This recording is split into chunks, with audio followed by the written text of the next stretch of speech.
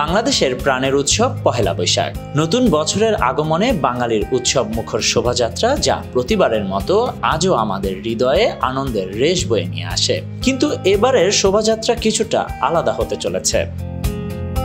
এবারের পয়লা বৈশাখে শোভাযাত্রার অন্যতম এক প্রতীক হবে ফ্যাসিবাদের।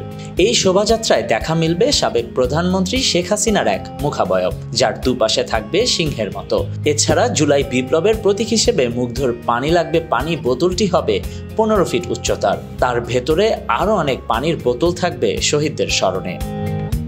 জুলাই বিপ্লবের পর প্রথমবারের মতো পহেলা বৈশাখ উদযাপিত হবে এবার। জানা গেছে, এবার শোভাযাত্রা চারুকলা শাহবাগ টিএসসি হয়ে শহীদ মিনারের দিকে যাবে, দোয়েল চত্বর বাংলা একাডেমি হয়ে আবার চারুকলা এসে শেষ হবে, কিংবা শাহবাগ দিয়ে বের হয়ে হাইকোর্ট হয়ে শিশু একাডেমি হয়ে দোয়েল চত্বর থেকে বাংলা একাডেমি হয়ে আবার চারুকলা এসে শেষ হতে পারে।